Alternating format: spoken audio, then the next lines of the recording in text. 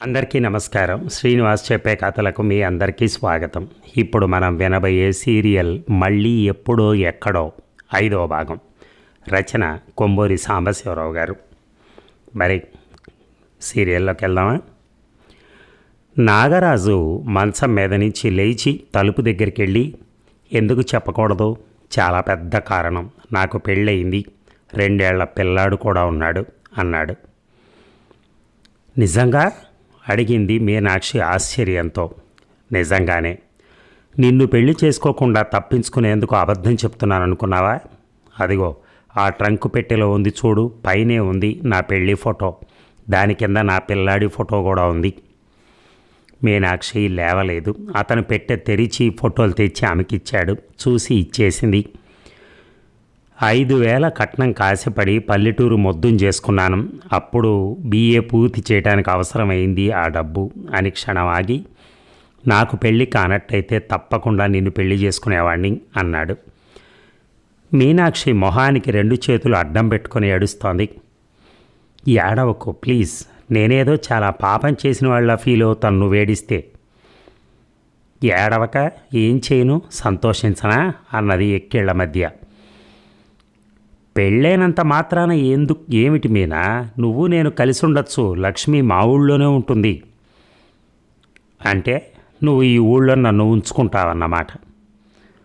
Please అలా అనకు, నేను అలా అనలేదు. అయినా ఇంతకీ నీకు జరిగిన హాని ఏం లేదుగా, మనం ఏం చేయలేదుగా అన్నాడు. ఇన్ని రోజులు నాకెందుకు చెప్పలేదు నీకు పెళ్ళయిందని? ఏమో, చెప్తేను నాతో మాట్లాడవని అయి ఉండొచ్చు, లేదా అది అంత ఇంపార్టెంట్గా నాకు అనిపించకపోయి ఉండొచ్చు. పొరపాటునైనా ఆ విషయం ఎవరితోనూ చెప్పలేదే. ఆవేళ నాన్నగారు నిన్ను, నీ తల్లిదండ్రుల విషయం అన్ని వివరాలు అడిగినప్పుడు కూడా చెప్పలేదే. అవును, నాకు పెళ్ళయిందని నాకు నేను జ్ఞాపకం చేసుకోవటం ఇష్టం లేనప్పుడు ఇంకొకరికి ఎలా చెప్తాను? నిజం చెప్పు, నన్ను మోసం చేద్దామనుకున్నావు కదూ అంది. మోసం చేయదలిస్తే ఇప్పుడు ఎందుకు చెప్తాను? పెళ్లి విషయం నేను ప్రస్తావించాను గనక. అబద్ధం ఆడచ్చు కదా, లేదా ఇంకో విధంగా సూటిగా జవాబు చెప్పకుండా తప్పించుకొని ఉండొచ్చుగా. లేదు మీనాక్షి, నాకు అసలు అటువంటి ఆలోచనే లేదు. నువ్వంటే ఇష్టం, నిన్ను చూస్తే చాలు నేను ఏదో అయిపోతానంతే అన్నాడు నాగరాజు. ఇప్పుడైనా చెప్పినందుకు చాలా థ్యాంక్స్, వస్తాను అని లేచి నిలబడింది మీనాక్షి. కోపమా అడిగాడు. నీ మీద? లేదు. నేను వస్తానుండు, నిన్నింటి దగ్గర దిగబెడతాను. వద్దు, నేను వెళ్ళగలను. అంటే నేనిక నీ ఇంటికి రావటం నీకు ఇష్టం లేదా? అవును అన్నది మీనాక్షి కటువుగా. అంటే మన స్నేహం ఈ వేళతో పోయిందా? అవును. పోనీ స్నేహంగా కూడా ఉండకూడదా? ఇంకానా? నా చేత కాదు, సారీ అనేసి చకచక మెట్లు దిగి వెళ్ళిపోయింది. ఇక మీనాక్షి చెప్పినదంతా విని రూపమతి విరగబడి నవ్వింది. ఎందుకలా నవ్వుతావు, ఏముంది అందులో నవ్వడానికి అడిగింది మీనాక్షి చాలా కోపంగా. నేను చెప్పగా మనిషివి నువ్వు మారి మగాళ్లతో చనువుగా ఉండటానికి నిశ్చయించుకుంటే నీతో స్నేహం చేసుకున్న మొదటి మగాడు ఇలాంటి వాడైనందుకు నవ్వొచ్చింది. చూడు మీనాక్షి, చదువుకుని ఉద్యోగం చేసేదానివి, ఇటువంటి అనుభవాలు నువ్వు సర్వసామాన్యంగా తీసుకోవాలి, అంతేగాని సీరియస్గా తీసుకోకూడదు. రకరకాల మగాళ్ళు ఉంటారు, మంచివాళ్ళు చెడ్డవాళ్ళు, రెండూ కాని వాళ్ళు కూడా. ఎప్పుడో కనిపిస్తాడు నీకు సరిపోయిన మగాడు, అంతవరకు ఇలా వెతుకుతూ ఓపిగ్గా కాచుకోవాలి, నీరసించి వెతకటం మానేయకూడదు అన్నది రూప. ఏడ్చినట్టే ఉంది నీ సలహా. ఇప్పటికే నేను నాగరాజు కలిసి తిరగడం అందరూ చూశారు. రేపటి నుంచి ఆఫీసులో మొహం చూపించడం ఎలాగా అని 4 రోజులు సెలవు పెట్టాను. ఇంకో చోట ఉద్యోగానికి ప్రయత్నించాలి అంది మీనాక్షి. ఇక నాగరాజు రావటం మానేశాడే అని చక్రవర్తి కూతుర్ని 2 రోజుల తర్వాత అడిగాడు. ఏమో, బహుశా ఊరికి వెళ్ళాడేమో పిల్లాడిని చుట్టానికి. పిల్లాడా? అవును, అతనికి పెళ్ళయింది, 2 ఏళ్ల పిల్లాడున్నాడంట, మొన్ననే చెప్పాడు అంది మీనాక్షి. కూతురు ఆఫీస్కి 4 రోజులు సెలవు ఎందుకు పెట్టిందో తెలియక తికమక పడుతున్న చక్రవర్తికి అప్పుడు అర్థమైంది. నాగరాజుని మనసులో తెగ తిట్టుకున్నాడు. కూతురు ఎందుకు 4 రోజులు సెలవు పెట్టిందో, ఏం జరిగిందో అని భయపడ్డాడు. అమ్మా, ఆ నాగరాజు మంచివాడి కాదు, యోగ్యుడైతే ముందు చెప్పి ఉండవలసింది. నాకు తెలుసు నిన్ను మోసం చేస్తాడని అన్నాడు. మీనాక్షి మాట్లాడలేదు. చక్రవర్తి గొంతులో ఏదో అడ్డుపడ్డట్టు అయింది. 5 నిమిషాల తర్వాత పొరపాటు పని చేయలేదు కదా, చేస్తే చెప్పు, జాగ్రత్త పడచ్చు అన్నాడు. మీనాక్షి వెక్కి వెక్కి ఏడవడం ప్రారంభించింది. ఏడవకమ్మా, ఏడవకు, పోనీలే, ఎవరేమంటే మనకేం, ఒకళ్ళు తిండి పెట్టాలా మనకి, ఓ 2 నెలల తర్వాత ఇంకో ఊరికి వెళ్ళి అక్కడ. చచ్చా నాన్న, అటువంటిది ఏం లేదు, నువ్వు అనుకున్నట్టు నేనేం చేయలేదు అన్నది మీనాక్షి. వెర్రి తల్లి, అయితే ఏడుపెందుకు, అతని గురించా? అతని యోగ్యుడు కాదమ్మా, యోగ్యుడైతే ముందే చెప్పేవాడు కదా, మర్చిపో అన్నాడు చక్రవర్తి. ఆ 3 నెలల స్నేహంతో నాగరాజు మీద చాలా ఇష్టం కలిగింది మీనాక్షికి. అది ప్రేమో కాదో ఆమెకు తెలియదు. ఆ ఇష్టంలో శారీరక ఆకర్షణ కూడా ఉందని మాత్రం ఆమెకు తెలుసు. ఇప్పుడు ఇక నాగరాజుతో స్నేహం మానుకోవటంతో ఉన్న ఆశ పోయింది. బతుకు చాలా వెలితిగా అనిపించింది. ఇక ఎలక్ట్రిసిటీ డిపార్ట్మెంట్లో మీనాక్షికి అదే జీతం మీద ఉద్యోగం దొరికింది. అది ప్రభుత్వ ఉద్యోగమే. మళ్ళీ పూర్వంలా చాలా ముక్తసరిగా ముభావంగా ఉండటం ప్రారంభించింది. రూపమతిని కూడా తరచుగా కలుసుకోవటం మానేసింది. అప్పుడప్పుడు రూపే మీనాక్షి ఇంటికి వచ్చేది. ఇలా 2 నెలలు గడిచాయి. మళ్ళీ నాగరాజు ఆమె కంట పడలేదు. అప్పుడప్పుడు అతని జ్ఞాపకం వచ్చి మీనాక్షి మనస్సు చివుక్కుమనేది. తనను అంత సులభంగా మర్చిపోగలిగాడు, తనే అంత సులభంగా మర్చిపోలేకుండా ఉంది. పొద్దున్న తీరికుండేది కాదు మీనాక్షికి. వంట పని, త్వరగా 4 మెతుకులు తిని ఆఫీస్కి పరిగెత్తేది. సాయంకాలం 6 గంటలకల్లా ఇంటికి వచ్చేది. ఒక్కొక్కప్పుడు చక్రవర్తి అప్పటికే వంట చేసి పెట్టేవాడు. మీనాక్షికి ఏమీ తోచేది కాదు. ఏ పత్రికో తిరగేద్దామన్నా, ఏ పుస్తకం చదువుదామనుకున్నా ప్రేమ, పెళ్ళి చేసుకోవటం మొదలైన విషయాలు మొదటే కనిపించేవి. అవి భరించలేదు. వాటిని అవతల పెట్టి పడకుర్చీలో కూర్చుని గంటల తరబడి అర్థం లేని ఆలోచనలతో, పగటి కలలతో కాలం గడిపేసేది. తన తండ్రి మాట విని తను చదువుకోకుండా స్కూలు ఫైనల్ పాస్ కాగానే పెళ్లి చేసుకుంటే ఈ పాటికి 3-4 పిల్లలు, తీరుబడి ఉండనంత ఇంటి పని, భర్తను ఆఫీస్కి పంపడం, పిల్లల్ని స్కూళ్ళకు పంపడం.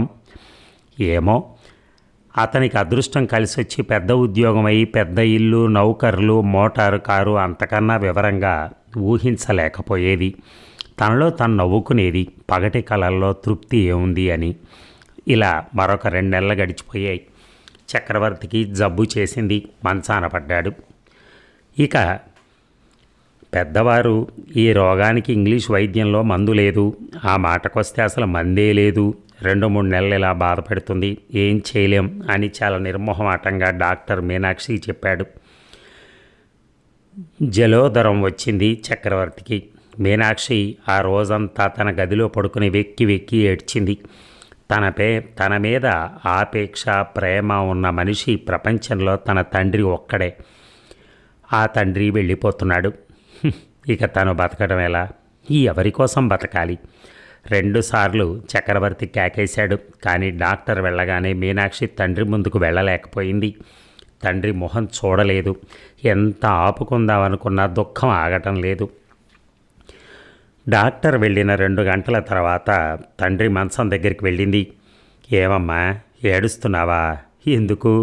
డాక్టర్ నేను ఇక బతకనని చెప్పాడా అని చిన్నగా నవ్వి, అవునమ్మా, నాకు తెలుసు, అయినా పెద్దవాడిని అయ్యాను, ఇంకా ఎంతకాలం ఉంటాను, ఏడవకు అని కూతుర్ని పక్కన కూర్చోబెట్టుకుని తల నిమిరి, నీకు పెళ్ళి కాలేదు అనే చింత ఉండేది పూర్వం, ఇప్పుడు ఆ చింత లేదు. భగవంతుడు నీకు పెళ్ళి కాకూడదని నిశ్చయించాడనుకుంటాను. బహుశా నీ వల్ల జరగవలసిన పనులు ఏమైనా ఉన్నాయేమో. భగవత్ సంకల్పం అమ్మా అది. అందరం దానికి తలవంచవలసిందే. భగవత్ సంకల్పం, కర్మ, పూర్వజన్మ పాపఫలం ఇలాంటి మాటలతో బాధ్యత తప్పించుకుని దేని మీదో ఆ బాధ్యత వేస్తే కొంతవరకు మనశ్శాంతి కలుగుతుంది. ఆ విషయం మీనాక్షికి తెలుసు. కానీ అప్పుడు తండ్రి అలా అంటూ ఉంటే తల తిప్పింది. పగలంతా తండ్రి దగ్గర ఉండటానికి, తండ్రికి శుశ్రూష చేయటానికి నౌకర్ని పెట్టింది. సాయంకాలం ఆఫీస్ నుంచి వచ్చాక తండ్రి పక్కనే కూర్చునేది. ఎప్పుడూ ఇలా నా మంచం పక్కన కూర్చుంటే ఎలా చెప్పు? సినిమాలకి షికార్లకి వెళ్ళమ్మా, నాకు నువ్వు తోడెందుకు అనేవాడు చక్రవర్తి. నీకు ఒంట్లో ఇలా ఉండగా నేనెక్కడ ఎలా తిరుగుతాను నాన్న అనేది మీనాక్షి. డాక్టర్ రోజు వచ్చేవాడు, బాధ తగ్గడానికి మందులు ఇచ్చేవాడు. చక్రవర్తి రోజు రోజుకి శుష్కించిపోసాగాడు. ఆసుపత్రిలో చేరటం మంచిది అని చెప్పాడు డాక్టర్ ఒక రోజున. ఎందుకు, ఏం చేయగలరు? పొట్టలో సూదులు పొడిచి నీరు తీసేస్తారు అంతేగా, మళ్ళీ వస్తుంది. వద్దు అన్నాడు చక్రవర్తి. 4 నెలలు బాధపడి ఒక శనివారం మధ్యాహ్నం కన్ను మూశాడు. ఇక కనీసం ఒక 10 రోజులైనా మా ఇంట్లోకి వచ్చి ఉండు అని అడిగింది రూపమతి మీనాక్షిని. గంట క్రితమే చక్రవర్తిని మోసుకు వెళ్ళిపోయారు బ్రాహ్మణులు. ఎందుకేమిటి ఒంటరిగా ఏడుస్తూ ఇక్కడ ఏం చేస్తావు? నేను రాను. మొండితనం చేయకు, పద అని బలవంతంగా తనే మీనాక్షి బట్టలు సంచిలో పెట్టి ట్యాక్సీ తీసుకొచ్చి కూడా తీసుకెళ్ళింది. ఆఫీస్కి సెలవు పెట్టకు, ఇంట్లో ఏడుస్తూ కూర్చుంటావు అని రూపమతి మీనాక్షిని మర్నాడే ఆఫీస్కు పంపించింది. ఆఫీస్కు వెళ్ళొస్తుందే కానీ అంతా ఏదో మైకల్లో చేస్తున్నట్టుగా ఉండేది మీనాక్షికి. తనేం చేస్తున్నది, ఎందుకు చేస్తున్నది, ఎవరి కోసం చేస్తున్నది అప్పుడప్పుడు తనకే సందేహం కలిగేది. 10 రోజుల తర్వాత తన ఇంటికి బయలుదేరింది. ఒంటిగా ఇంట్లో ఎలా ఉంటావు, ఏ హాస్టల్లో అయినా చేరు అని సలహా ఇచ్చింది రూప. ఆలోచిస్తాను అని మీనాక్షి సంచి తీసుకుని ఇంటికి వెళ్ళిపోయింది. ఒంటరిగా ఆ ఇంట్లోకి వెళితే దిగులుగా గూబులుగా ఉంటుందని ఆమెకి తెలుసు. కానీ అంత భయంకరమైన ఒంటరితనం ఉంటుందని అనుకోలేదు. ఏ గదిలోకి వెళ్ళినా ఏదో ఎడారిలోకి వెళ్ళి ఒంటరిగా నిలబడినట్టు అనిపించింది. పడుకున్నా, కూర్చున్నా, కళ్ళు మూసుకున్నా, కళ్ళు తెరిచినా తను ఈ ప్రపంచంలో ఒకతేనని, తనకెవరూ లేరని, తను చచ్చిపోతే పోయిందని, కళ్ళనీళ్లు పెట్టేవాళ్ళు కూడా ఎవరూ లేరని సెల్ఫ్ పిటీతో కుమిలిపోయింది. కాఫీ మాత్రం చేసుకుని తాగి పడుకుంది ఆ రాత్రి. రూప సలహా ప్రకారం ఏదైనా హాస్టల్కి వెళ్ళి అక్కడ ఉందామా అని చాలాసార్లు ఆలోచించింది. కానీ మనస్సు ఒప్పలేదు. తండ్రిని ఆ ఇంట్లో వదిలేసి వెళ్ళిపోతున్నట్టు అనిపించింది. అంతేకాక అంతమంది ఆడవాళ్లతో హాస్టల్లో ఉండటం కష్టం అనిపించింది. పలకరించేవాళ్ళు, నవ్వేవాళ్ళు చాలామంది ఉంటారు హాస్టల్లో. ఒంటరితనం, ఒంటిగా తనలో తను ఆలోచించుకుంటూ బతకటం బాగా అలవాటైపోయింది ఇన్నాళ్ళు. ఇప్పుడు మారటం చాలా కష్టం. తను వాళ్లలో కలవలేదు. తనకి ఇబ్బందిగా ఉంటుంది, వాళ్ళకి ఇబ్బందిగా ఉంటుంది. తండ్రి సామాన్లన్నీ ట్రంకు పెట్టెలో పెట్టేసి తాళం వేసేసింది. ఆ పెట్టె అటక మీద పెట్టేసింది. ఆ ఇంట్లో ఒక్కతే జీవించటానికి నిశ్చయించుకుంది. ఇక 2 ఏళ్ళు గడిచిపోయాయి. మీనాక్షికి జీతం ఎక్కువైంది. ఇప్పుడు 250 రూపాయలు వస్తున్నాయి నెలకి. 6 నెలల క్రితం రూపమతి భర్తకి ట్రాన్స్ఫర్ అయి అతనితో బొంబాయికి వెళ్ళింది. ఉన్న ఒక్క స్నేహితురాలు వెళ్ళిపోయింది. సాయంకాలం ఆఫీస్ నుంచి ఇంటికి వచ్చేటప్పుడు 6 గంటలు అయ్యేది. వెంటనే ఇంటికి వెళ్ళాలని కానీ, ఇంటికి వెళ్ళి వంట చేయాలని కానీ తొందర ఏమీ లేదు. లైబ్రరీలోంచి పుస్తకాలు తెచ్చుకుని చదువుతూ కూర్చునేది. ఒక్కొక్క రోజున వంట చేయటం బద్ధకం వేసి ఒక గ్లాసు మజ్జిగ తాగి నిద్రపోయేది. తండ్రి పోయిన తర్వాత మీనాక్షి జీవితంలో ఏమీ మార్పు రాలేదు. అలాగే బతుకుతోంది. కానీ అసంతృప్తి ఎక్కువైంది. తనలా ఒంటిగానే పెళ్లి కాకుండా ఉండిపోతాను అనే నిశ్చయానికి వచ్చేసింది. అందువల్ల రేపు గురించి ఏమీ ఉత్సాహం లేదు. పక్కింట్లో వాళ్ళని కిటికీలోంచి చూస్తూ గంటలు గడిపేది. పొద్దున్న ఇల్లాలు పిల్లలకి నీళ్లు పోసి బట్టలు తొడిగి స్కూలుకు పంపించడం, తర్వాత భర్తకు అన్నం వడ్డించి ఆఫీస్కు పంపించడం, తర్వాత తను తిని వంట ఇల్లు కడిగి 1 గంట విశ్రాంతి తీసుకుని లేచి క్యారియర్లో పిల్లలకి స్కూల్కి భోజనం తీసుకుని వెళ్ళటం, తిరిగి రాగానే పొయ్యి వెలిగించి సాయంకాలం పిల్లలు రాగానే పెట్టేందుకు టిఫిన్ చేయటం, అల్లరి చేస్తూ పిల్లలు రావటం ఆమెకు క్షణం తీరుబడి ఉండేది కాదు. తనకో ఆఫీస్ నుంచి వచ్చాక అంతా తీరుబడే. ఎవరి పిల్లనో పిల్లాడినో తెచ్చుకుని పెంచుకుందామని చాలాసార్లు ఆలోచించింది. ఎవరిస్తారు, ఎవరినని అడగటం, అది ఆలోచనగానే మిగిలిపోయింది. రోజంతా గడపడం ఒక ఎత్తు, రాత్రిళ్ళు గడపడం ఒక ఎత్తు అయింది మీనాక్షికి. చీకటి పడుతోందంటే భయంగా ఉండేది. దొంగలు పడతారని కాదు, దెయ్యాలు వస్తాయని కాదు, చీకట్లో ఉండటం గూబులని కాదు. ఒంటరిగా పక్క మీద అటు నుంచి ఇటు వరకు దొర్లిన ఎవరి చెయ్యి కాలు తగలకుండా మాట్లాడేందుకు ఎవరూ లేకుండా పడుకోవటం చాలా కష్టంగా ఉండేది. దిండుని కావలించుకుని పడుకునేది. ఒక్కొక్కప్పుడు ఓ రాత్రి వేళ నిద్ర లేచి వెక్కి వెక్కి ఏడ్చేది. ఏం తప్పు చేశాను? ఎందుకు ఇలా ఒంటరిదాన్ని అయిపోయాను? బతుకు వ్యర్థం అయిపోయింది. తనెందుకు కొరగాకుండా ఉంది? ఇది ఏం బతుకు అని కుమిలిపోయేది. ఒక్కొక్కప్పుడు అర్ధరాత్రి నిద్రలేచి అద్దం తెచ్చుకుని మొహం గంటల తరబడి చూసుకునేది.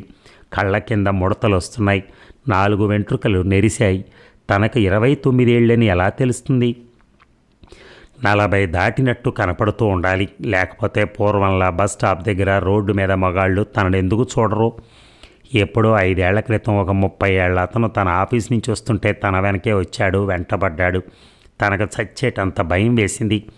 ఇంట్లో తండ్రి ఉంటాడో ఉండడో వెనక్కి తిరిగి చూడకుండా ఇంటి వరకు చకచగా నడిచి తలుపు తట్టి నాన్నగారు అని కేకేసింది. తర్వాత వెనక్కి తిరిగి చూసింది. అతను గబగబా వెళ్ళిపోయాడు. ఇప్పుడెందుకు ఎవరూ తన వెంట పడటం లేదు? తనలో ఏమాత్రం ఆకర్షణ లేదు. అందుకే అయ్యుండాలి. తనకే ముసలితనం వస్తోంది. అందుకే తన వంక ఎవరూ చూడటం లేదు. ఆఫీసులో తను పనిచేస్తున్న సెక్షన్లో 35 మగాళ్ళు పనిచేస్తున్నారు. వాళ్ళల్లో ఒక్కడూ తనని ఏనాడు చనువుగా పలకరించలేదు, సినిమాకి పిలవలేదు, తన ఇంటికి వస్తాను అనలేదు. ఎందుకు? తను ముసల్దైపోయింది. ముసల్దాన్ని ఎవరు వాంఛిస్తారు? రోజు రాత్రి ఈ ఆలోచనలతో నిద్రపోయేది. ఇట్లాంటి ఆలోచనలతోనే 1 సంవత్సరం గడిపేసింది. మీనాక్షికి 30 ఏళ్ళొచ్చాయి. ఇక బొంబాయి నుంచి ఒక లేఖ. Dear Meena, wish you a very very happy birthday and many more returns. 29 నుండి 30 ఏళ్ళు వస్తాయో, 30 నుంచి 31 వస్తుందో జ్ఞాపకం లేదు. ఇక్కడ ఖర్చు చాలా ఎక్కువగా ఉంది. ఇంటికి 200 అద్దె, అది 2 గదులు. పిల్లల చదువు పెద్ద సమస్య అయింది. స్కూలు దగ్గరలో లేదు. బహుశా ఇంకో 2 నెలల్లో నేను మా నాన్నని అమ్మని చూడటానికి ఎర్నాకుళం వెళ్తాను. అప్పుడు మద్రాసు వచ్చి నీ దగ్గర 2 రోజులు ఉంటాను. నీకు ఇబ్బంది కాదు కదా? అన్నట్టు వారం రోజుల క్రితం జుహూ బీచ్ దగ్గర నాకు జోసెఫ్ కనిపించారు. 6 నెలలైందట మన దేశానికి వచ్చి. బొంబాయిలోనే ఉద్యోగం చేస్తున్నట్ట. ఆఫీస్ పని మీద తరచూ మద్రాసు వస్తూ ఉంటాడట. నీ అడ్రస్ ఇచ్చాను. ఈసారి మద్రాసు వెళ్ళినప్పుడు నిన్ను తప్పకుండా కలుసుకుంటానన్నాడు. నువ్వు ధైర్యం చేయాలి మీనా. ఆ నాగరాజుతో షాకింగ్ అనుభవం తర్వాత బొత్తిగా మనిషివి ముడుచుకుపోయావు. మగాళ్ళందరూ దుర్మార్గులని మోసగాళ్ళని అనుకోకూడదు. మంచివాళ్ళైన మగాళ్ళను కలుసుకునేందుకు నువ్వు ఏ ప్రయత్నం చేయటం లేదు. అంతేకాదు మీనా, అన్నం ఎంత అవసరమో మనిషికి సెక్స్ కూడా అంతే అవసరం. అది లేకపోతే ఎండిపోతారు. ఆ అనుభవమే లేకుండా బతికి చచ్చిపోవటం నిజానికి అసలు బతకనట్టే. నువ్వు ఇలాగే ఇంకొక 5 ఏళ్ళు గడిపావంటే అసలు ఆ అనుభవమే ఇక ఉండదు. జాగ్రత్త, త్వరపడు. జవాబు రాయి. రూప. ఎప్పుడో నెలకో 2 నెలలకో ఒకసారి రూప ఉత్తరం రాస్తుంది. ఉత్తరాలు రాసే స్నేహితులు ఇంకెవరూ లేరు మీనాక్షికి. అందువల్ల రూప రాసిన ఉత్తరం రోజుకి 4-5 సార్లు చదువుకుంటుంది. ఇక ఆఫీస్ నుంచి వచ్చి స్నానం చేస్తూ ఉండగా తలుపు తట్టిన చప్పుడైంది. వస్తున్నా అని కేకేసి త్వరగా సబ్బు రుద్దుకుని నీళ్లు పోసుకోవటం ముగించింది. ఎవరు? తన ఇంటికి ఎవరొస్తారు? ఎదురింటి అమ్మాయి అయి ఉంటుంది. అప్పుడప్పుడు వచ్చి పత్రికలు తీసుకెళ్తుంది. గబగబా చీరగట్టుకుని నీళ్ల గదిలోంచి బయటకు వచ్చి కిటికీలోంచి చూసింది. ఎవరో మగాడు ఫుల్ సూట్లో ఉన్నాడు. మొహం కనిపించలేదు మీనాక్షికి. 1 నిమిషంలో వస్తాను అనేసి అవతల గదిలోకి పరిగెత్తింది. 5 నిమిషాల్లో బట్టలు సరిగా కట్టుకుని పౌడర్ అద్దుకుని జుట్టు సర్దుకుని వచ్చి తలుపు తీసింది. చేతిలో ఫెల్ట్ హ్యాట్, ఇంకో చేతిలో సిగరెట్ డబ్బా, బూడిద రంగు రయాన్ సూట్, కళ్ళద్దాలు, పల్చని నల్లని జుట్టు, నల్లని ఒంటి రంగు. అతను చిన్నగా నవ్వి, మీరు నన్ను గుర్తుపట్టినట్లేరు అన్నాడు. మొదట్లో మీనాక్షి నిజంగానే గుర్తుపట్టలేదు. కానీ అతని కంఠస్వరం విన్నాక ఎందుకు గుర్తుపట్టలేదు? రూప రాసింది మీరు ఈ ఊరు వచ్చినప్పుడు నన్ను చుట్టానికి వస్తారని. రండి అన్నది తలుపు బార్లా తెరిచి. తలుపుకున్న తెర తలుపు మీదకి వేస్తూ. థ్యాంక్ యూ అంటూ అతను లోపలికి వచ్చి కూర్చున్నాడు. ఎప్పుడొచ్చారు అడిగింది మీనాక్షి. ఈవేళ పొద్దున్న అన్నాడు. రెప్ప వాల్చకుండా చూస్తున్నాడు మీనాక్షిని. తర్వాత ఏం మాట్లాడాలో తోచలేదు మీనాక్షికి. బొంబాయిలో ఉంటున్నారన్నమాట అంది. అవును. మొదటి 10 నిమిషాలు ఇద్దరికీ చాలా ఇబ్బందిగానే ఉంది. తర్వాత ఇద్దరు చనువుగా మాట్లాడటం ప్రారంభించారు. తన తండ్రి పోవటం, తన ఉద్యోగం అన్నీ చెప్పింది మీనాక్షి. తన విదేశీ ప్రయాణం, తన ఉద్యోగం అన్నీ చెప్పాడు అతను. 8:30కి లేచి వస్తాను, రేపు సాయంకాలం వెళ్ళిపోతున్నాను, మళ్ళీ ఈ ఊరు వచ్చినప్పుడు కలుసుకుంటాను అన్నాడు. భోజనం చేసి వెళ్ళకూడదా అడిగింది మీనాక్షి. అతను అప్పుడే వెళ్ళిపోవటం ఆమెకి ఇష్టం లేదు. మీకెందుకు శ్రమ, హోటల్లో భోజనం రెడీగా ఉంటుంది. శ్రమే ఉంది, ఆ కుర్చీ ఇలా తలుపు దగ్గరికి లాక్కోండి, మీరు కబుర్లు చెప్తూ ఉంటే క్షణంలో చేసేస్తాను వంట. జోసెఫ్ నవ్వి సిగరెట్ కాల్చచ్చా అని అడిగాడు. నిరభ్యంతరంగా అని మీనాక్షి వంటింట్లోకి వెళ్ళింది. అతను కుర్చీ వంటింటి గుమ్మం దగ్గరికి లాక్కొని విదేశాల్లో తన అనుభవాలు, అక్కడి ఆచారాలు చెప్తున్నాడు. అరగంటలో మీనాక్షి వంట చేసేసింది. అతను మాట్లాడుతూనే ఉన్నాడు. ఆమె వంట చేస్తున్నంతసేపు ఆమె మనస్సు అక్కడ లేదు, అతని మాటలు వినటం లేదు. ఎంత సంస్కారం గలవాడు, ఎంత మంచివాడు, తనను చూడటానికి వచ్చాడు, తనను ఇంకా ప్రేమిస్తున్నాడు. అతను క్రిస్టియన్ అని తన తండ్రి ఒప్పుకోడని, క్రిస్టియన్ని పెళ్లి చేసుకుంటే నలుగురు నవ్వుతారని భయపడి అతనిని ఆనాడు ఎంత అవివేకంగా తిరస్కరించింది. అప్పుడే అతన్ని పెళ్లి చేసుకుని ఉంటే ఇన్నేళ్లు ఎంత హాయిగా గడిచిపోయేవి. తను అతనికి ఇంకా కావాలా? తనను చూస్తే అతనికి ఇంకా ఇష్టం ఉందా? లేకపోతే తనను వెతుక్కుంటూ ఎందుకు వస్తాడు? శ్రీరాముణ్ణి, క్రైస్తుని తమకు అడ్డం రానివ్వటం దేనికి? షూస్ విప్పి లోపలికి రండి, వడ్డిస్తున్నాను అంది మీనాక్షి. లోపలికి రావచ్చా అడిగాడు అతను. ఎందుకు రాకూడదు? నేను అంత చాదస్తం మనిషిని అనుకుంటున్నారా? అక్కడేవో పటాలున్నాయి అన్నాడు అతను షూస్ విప్పుతూ. దేవుళ్ళకి అంత జలసీ ఉంటుందా? క్రైస్తు భక్తుడు తనను చూడటానికి వీల్లేదని శ్రీరాముడు అంటాడంటే నేను నమ్మను అని కంచం పెట్టింది వంట ఇంట్లో మీనాక్షి. మీరు అడిగాడు జోసెఫ్ చాప మీద కూర్చుంటూ. నేను తింటాను అని అంది. తన కంచం అతను ఎదురుగా పెట్టుకుని గిన్నెల మధ్య పెట్టి కూర్చుంది. ఇలాంటి భోజనం తిని చాలా ఏళ్ళయింది అన్నాడు చేయి గడుక్కుంటూ. ఎప్పుడో కాలేజీలో చదువుకుంటున్నప్పుడు ఒక స్నేహితుడింట్లో తిన్నాను ఇటువంటి అచ్చ తెలుగు భోజనం. బాగాలేదా? అదేమిటి, దివ్యంగా ఉంది అంటూ చేయి తుడుచుకుని హాల్లోకి వెళ్ళాడు. ఆకులు వేసుకుంటారా అడిగింది. అలవాటు అట్టే లేదు, కానీ వేసుకుంటాను. మీనాక్షి ఆకులు తెచ్చి బల్ల మీద పెట్టి సున్నం సీసా కోసం వంటింట్లోకి వెళ్ళింది. తిరిగి వచ్చే లోపల అతను 4 ఆకులు తీసుకుని తువ్వాలకు తుడుస్తున్నాడు. ఇలా ఇవ్వండి, నేను సున్నం రాసిస్తాను అని చేతిలో నుంచి ఆకులు తీసుకుని సున్నం రాసి ఈనెలు తీసి అతనికి అందించింది. థ్యాంక్స్ అన్నాడు. మీనాక్షి నవ్వింది. అతని చేతి గడియారం చూసుకుని 9 దాటింది. ఇక నేను బయలుదేరాలి, మళ్ళీ బస్సులు కానీ ట్యాక్సీలు కానీ దొరకవు అన్నాడు. మీనాక్షి తల ఎత్తి అతని కళ్ళల్లోకి జాలిగా చూసింది. ఇంకాసేపు కూర్చోండి, వీధి చివరిన ట్యాక్సీలు దొరుకుతాయి, ఎంత ఆలస్యమైనా అంది. జోసెఫ్ ఆశ్చర్యంతో చూశాడు ఆమెని. ఆహ్వానిస్తోందా? తనకు పరిచయం ఉన్న మీనాక్షి అటువంటి మనిషి కాదే. ఇంకో సిగరెట్ వెలిగించాడు. మీరు ఒంటిగా ఇలా ఉండిపోవడానికి నిశ్చయించుకున్నారా అడిగాడు, ఏం మాట్లాడాలో తోచక. ఇద్దరి మధ్య ఒక రకమైన కొత్తదనం ఏర్పడింది. నేను నిశ్చయించుకోలేదు, నిశ్చయం అవుతోంది అన్నది మీనాక్షి దీనంగా నవ్వుతూ. మీరు పెళ్లి చేసుకోవాలని నిశ్చయించుకుంటే ఎంతమందో యువకులు పరిగెత్తుకుంటూ వస్తారు. మీనాక్షి మళ్ళీ నవ్వి నమ్మమంటారా అంది. ఎందుకు నమ్మకూడదు? అన్నేళ్ల క్రితం మిమ్మల్ని నేను చూసినప్పటికీ ఇప్పటికీ మీలో ఏమీ మార్పు లేదు, అలాగే చిన్నపిల్లలానే ఉన్నారు. మీకు 18 ఏళ్ళంటే ఎవరైనా నమ్ముతారు. ఊరికి అలా పొగడకండి, నిజం అనుకుంటాను. నిజం, అబద్ధం కాదు. మీరు అప్పట్లాగే అంత అందంగానూ అంత ఆకర్షణీయంగానూ ఉన్నారు. మీనాక్షి కళ్ళల్లో నీళ్లు నిండాయి. 2 చేతులు మొహానికి అడ్డం పెట్టుకుంది. నేను పొరపాటున ఏమైనా అన్నానా? క్షమించండి అన్నాడు అతను కంగారుగా. వెక్కి వెక్కి ఏడుస్తోంది. ప్లీజ్ క్షమించండి, నేను వెళ్తాను. అనవసరంగా మిమ్మల్ని ఇబ్బంది పెట్టాను, బాధ పెట్టాను అని లేచాడు. మీనాక్షి మొహానికి చేతులు అడ్డం తీసింది, తల విదిలించింది. ఏమిటండి, ఎందుకు అలా కన్నీళ్ళు పెడుతున్నారు అన్నాడు అతను ఏమీ తోచక. నేనెవరికీ అక్కర్లేదు, నేనెవరికి కావాలి అంది. తల మీద ఒక చెయ్యి వేసి 2వ చేత్తో రుమాలు తీసుకుని ఆమె కళ్ళు తుడిచాడు. మీనాక్షి చటుక్కని లేచి నిల్చుని అతని ఛాతీ మీద తల వాల్చింది. దగ్గరగా ఆమె అతనికి తగులుతూ అలా అతని మీద వాలేసరికి అతను 2 చేతులు ఆమె వీపు మీద వేసి గట్టిగా కౌగిలించుకున్నాడు. అతను చూపిన ఆపేక్షకు ఆమె పరవశురాలైంది. 2 చేతులతో అతని మెడ చుట్టేసి పెదిమలు ముద్దు పెట్టుకుంది. తీయని వాసన, అంతకన్నా ఆమె తీయని పెదిమలు, ఆ పెదిమల చప్పరింపు. నున్నని ఆమె తొడల రాపిడి, ఆమె మోకాళ్ల వణుకు, ఆమె వేడి ఊపిరి, ఆమె కళ్ళల్లో కాంక్ష, ఆమె వేళ్ల కొనల్లోంచి ఒలికిపోతున్నటువంటి వాంఛ, ఆమె రక్తం అతన్ని పొడుస్తున్న పోట్లు, ఆమె మునిపళ్ళ కొరుకు, ఆమె బలం, ఆమె ఆవేశం ఇవన్నీ కలిసి అతన్ని పిచ్చిగా చేశాయి. మీనా, మీనా, ఇక నేను అంటూ ఆమె పెదిమలను అందుకుని ఆమెను తనలోకి తనకేసి లాక్కొని నలిపేస్తూ ఆమెను వెనక్కి తోసేస్తున్నాడు.